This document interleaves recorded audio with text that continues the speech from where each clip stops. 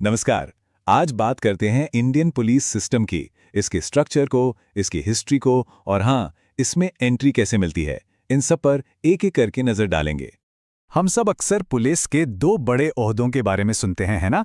SP यानी superintendent of police और CP यानी कमिश्नर ऑफ पुलिस। लेकिन क्या कभी सोचा है कि इनमें असली फर्क क्या है?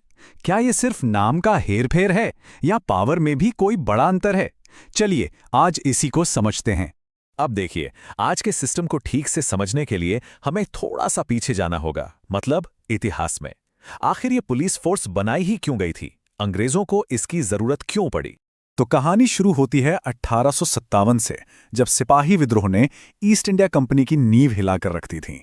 उसके ठीक एक साल बाद 1858 में भारत का कंट्रोल सीधे ब्रिटिश क्राउन के हाथों में आ गया। अब अंग्रेजों को डर था कि ऐसा दोबारा ना हो, तो इसी को रोकने के लिए 1861 में आया इंडियन पुलिस एक्ट और फिर 1862 में लागू हुआ इंडियन पीनल कोड, जिसे हम सब आईपीसी के नाम से जानते हैं। तो मतलब साफ है, ये जो पूरा पुलिस और कानून का ढांचा खड़ा किया गया, उसका मेन मकसद था हम भारतीयों पर कंट्रोल रखना, ताकि कोई भी दोबारा सिर ना उठा सके।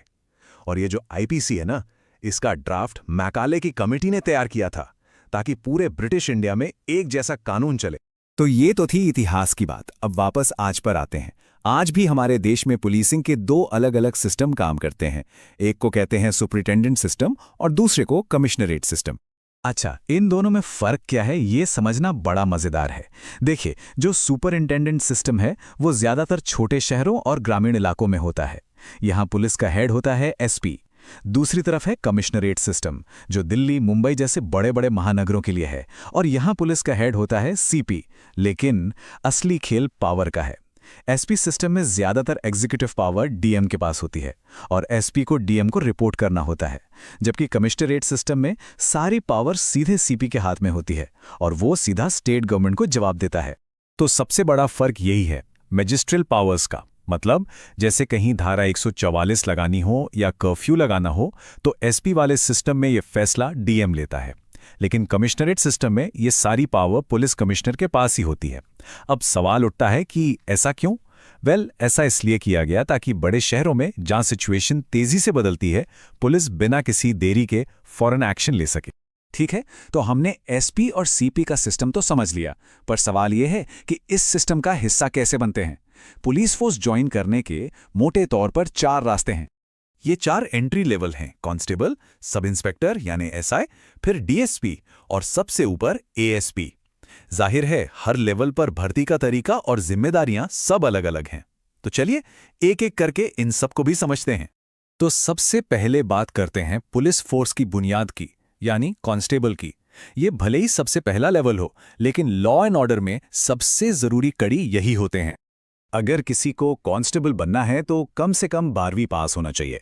उम्र होती है लगभग 18 से 25 साल के बीच। एक रिटन एग्जाम होता है और साथ में एक फिजिकल टेस्ट भी, जिसमें दौड़ और हाइट जैसी चीजें देखी जाती हैं। और हाँ, ये भर्तियां पूरी तरह से स्टेट गवर्नमेंट के कंट्रोल में होती हैं। कांस्टेबल के बाद अगला लेवल आता है सब इंस्पेक्टर या एसआई का। ये अक्सर किसी पुलिस चौकी के इंचार्ज होते हैं और ये वो पहले ऑफिसर होते हैं जो किसी केस की इन्वेस्टिगेशन ऑफिशियली शुरू कर सकते हैं। एसआई बनने के लिए क्वालिफिकेशन बढ़ जाती है, मतलब ग्रेजुएशन जरूरी है किसी भी स्ट्रीम से। एज लिमिट भी 21 से 28 साल तक होती है। इनका फिजिकल टेस्ट भी कांस्टेबल के मुकाबले काफी टफ होता है और इनकी एक बहुत बड़ी पावर यह है कि ये कोर्ट में चार्जशीट फाइल कर सकते हैं। अब चलते हैं ऑफिसर रैंक की पहली सीधी भर्ती पर। यह है डिप्टी सुपरिटेंडेंट ऑफ पुलिस यानी डीएसपी। ये स्टेट पुलिस सर्विस के ऑफिसर होते हैं, जिसे प्रोविंशियल पुलिस सर्विस या पीपीएस भी कहा जाता है। डीएसपी बनने के लिए स्टेट पब्लिक सर्विस कमीशन का एग्जाम यानी पीसीएस क्लियर करना होता है। इसके लिए भी ग्रेजुएशन चाहिए, लेकिन एज लिमिट में काफी रियायत होती है। और एक इंटरेस्टिंग बात यह है कि अगर इनका सर्विस रिकॉर्ड अच्छा हो तो ये आगे चलकर प्रमोट होकर आईपीएस कैडर में भी जा सकते हैं। और अब बात करते हैं पुलिस में एंट्री के सबसे टॉप लेवल की। यह है असिस्टेंट सुपरिंटेंडेंट ऑफ पुलिस यानी एएसपी। ये सीधे इंडियन पुलिस सर्विस यानी आईपीएस के ऑफिसर होते हैं।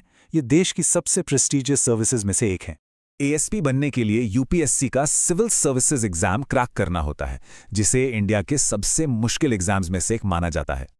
इनकी भर्ती सेंट्रल गवर्नमेंट करती है और फिर इन्हें अलग अलग स्टेट्स में भेजा जाता है और यही वो ऑफिसर्स हैं जो आगे जाकर एसपी, डीआईजी, आईजी और यहां तक के डीजीपी जैसे सबसे बड़े पदों पर पहुंचते हैं। तो चलिए, अब तक हमने जो भी बात की उसे फटाफट समराइज कर लेते हैं। मेन पॉइंट्स क्या हैं? तो सार ये है कि हमारा जो पुलिस सिस्टम है वो एक ड्यूअल सिस्टम है जिसकी जड़ें ब्रिटिश राज में हैं और इसी वजह से हमारे पास एसपी और सीपी जैसे दो अलग अलग पावर सेंटर हैं और साथ ही पुलिस फोर्स में शामिल होने के लिए कांस्टेबल से लेकर आईपीएस तक ये 4 अलग अलग रास्ते भी हैं। और जाते जाते एक सवाल छोड़ जाते हैं, ये जो सिस्टम है ये 100 साल से भी ज्यादा पुराना है। इसे बनाया गया था एक कॉलोनियल पावर को बनाए रखने के लिए।